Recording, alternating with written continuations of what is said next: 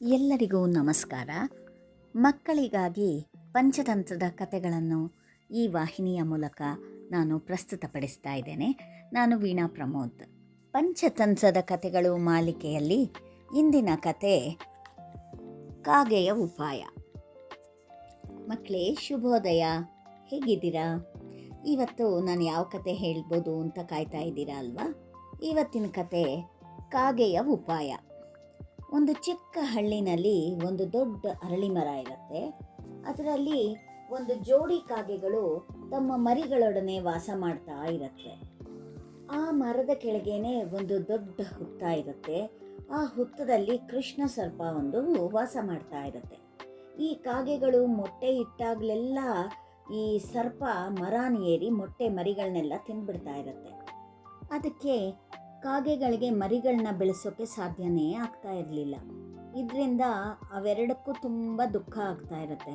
ಈ ಸರ್ಪನ ಹೇಗಪ್ಪ ದೂರ ಕಳಿಸ್ಬೇಕು ಅಂತ ಅವಕ್ಕೆ ಗೊತ್ತೇ ಆಗಲಿಲ್ಲ. ಒಂದು ದಿನ ಈ ಕಾಗೆಗಳು ತಮ್ಮ ಪ್ರೀತಿಯ ಗೆಳೆಯ ಆಗಿದ್ದ ನರಿ ಬಳಿಗೆ ಹೋಗ್ಬಿಟ್ಟು ಆ ನರಿನ ಮಾತಾಡ್ಸತ್ವೆ. ಆ ನರಿ ಅವರನ್ನು ಆತ್ಮೀಯವಾಗಿ ಸ್ವಾಗತ ಮಾಡಿ, ನೀವಿಬ್ಬರು ತುಂಬ ದುಃಖದಲ್ಲಿರೋ ಹಾಗಿದೆ, ಕಾರಣ ಏನು ಅಂತ ವಿಚಾರಿಸುತ್ತೆ.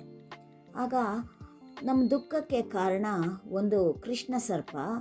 ಅದು ನಮ್ಮ ಬೆನ್ನು ಹತ್ತಿಬಿಟ್ಟಿದೆ. ನಾವಿಟ್ಟ ಮೊಟ್ಟೆ ಮರಿಗಳನ್ನೆಲ್ಲ ಅದು ತಿಂದು ಹಾಕಿಬಿಡ್ತಾ ಇದೆ. ದುಷ್ಟ ಸರ್ಪನ ತೊಲಗಿಸೋಕೆ ನಮಗೇನಾದರೂ ಸಹಾಯ ಮಾಡು, ಏನಾದರೂ ಉಪಾಯ ಹೇಳಪ್ಪ ಅಂತ ಹೆಣ್ಣುಕಾಗೆ ನರಿನ ಕೇಳ್ಕೊಳ್ಳುತ್ತೆ. ಈ ವ್ಯಥೆಯ ಕಥೆನ ಕೇಳಿ ನರಿಗೂ ತುಂಬ ದುಃಖ ಆಗುತ್ತೆ. ಕಾಗೆಗಳಿಗೆ ಸಹಾಯ ಮಾಡ್ತೀನಿ ಅಂತ ಮಾತು ಕೊಡುತ್ತೆ. ಕೆಲವು ನಿಮಿಷ ಆ ನರಿ ಯೋಚನೆ ಮಾಡುತ್ತೆ. ಆಮೇಲೆ ಅದಕ್ಕೊಂದು ಉಪಾಯ ಹೊಳೆಯುತ್ತೆ. ಅದು ಕಾಗೆಗಳಿಗೆ ಹೇಳುತ್ತೆ, ನಾನು ಹೇಳೋದನ್ನು ಗಮನ ಇಟ್ಟು ಕೇಳಿ. ರಾಜನ ಅರಮನೆ ಇರೋ ಸ್ಥಳ ನಿಮಗೆ ಗೊತ್ತು. ಅರಮನೆಯಲ್ಲಿ ಸ್ನಾನದ ಕೊಳದಲ್ಲಿ ರಾಣಿ ಸ್ನಾನ ಮಾಡ್ತಾ ಇರ್ತಾಳೆ. ಅದನ್ನು ನೀವು ನೋಡಿರ್ತೀರಾ.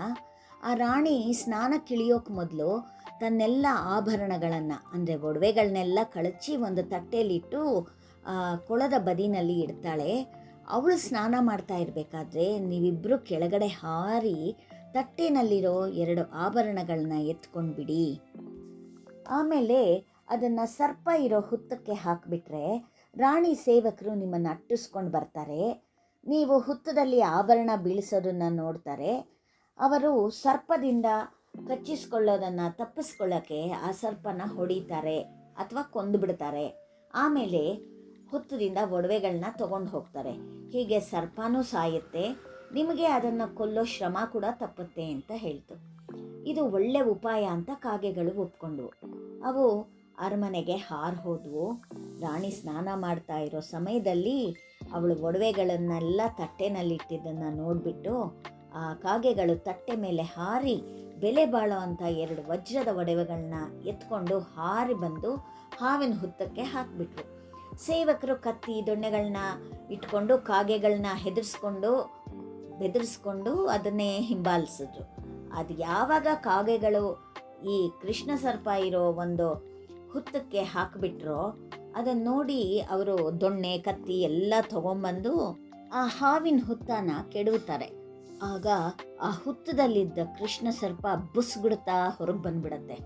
ಆವಾಗ ಸೇವಕರಿಗೆ ಕೋಪ ಬಂದು ಆ ಸರ್ಪ ನಮ್ಮನ್ನೆಲ್ಲಿ ಕಚ್ಚಿಬಿಡುತ್ತೋ ಅಂತ ಹೇಳಿ ಅದನ್ನು ದೊಣ್ಣೆಗಳಿಂದ ಚೆನ್ನಾಗಿ ಹೊಡೆದು ಸಾಯಿಸಿಬಿಡ್ತಾರೆ.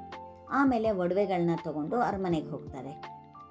ಕಾಗೆಗಳಿಗೆ ತುಂಬ ಸಂತೋಷ ಆಗುತ್ತೆ.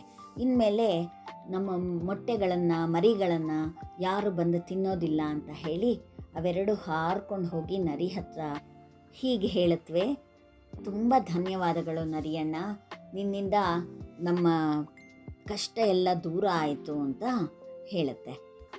ಆಮೇಲೆ 2 ಕಾಗೆಗಳು ಆ ಅರಳಿ ಮರದಲ್ಲಿ ನೆಮ್ಮದಿಯಿಂದ ಬದುಕತ್ವೆ. ಮಕ್ಕಳೇ, ಕೇಳಿದ್ರ ಕತೆ? ಯಾವಾಗಲೂ ಶಕ್ತಿಗಿಂತ ಯುಕ್ತಿ ಮೇಲು. ನಮಗೆ ಬಂದಿರೋ ಸಂಕಷ್ಟನ ಉಪಾಯವಾಗಿ ನಿವಾರಣೆ ಮಾಡ್ಕೋಬೇಕು. ಅದಕ್ಕೆ ಯಾವಾಗಲೂ ಒಳ್ಳೆ ಸ್ನೇಹಿತರಿರಬೇಕು ಅಂತ ಹೇಳೋದು. ಮತ್ತೆ ಮುಂದಿನ ಸಂಚಿಕೆಯಲ್ಲಿ ಇನ್ನೊಂದು ಕತೆ ಜೊತೆ ನಿಮ್ಮ ಹತ್ರ ಬರ್ತೀನಿ. ಅಲ್ಲಿವರೆಗೆ ನಿಮಗೆಲ್ಲ ಶುಭ ವಿದಾಯ.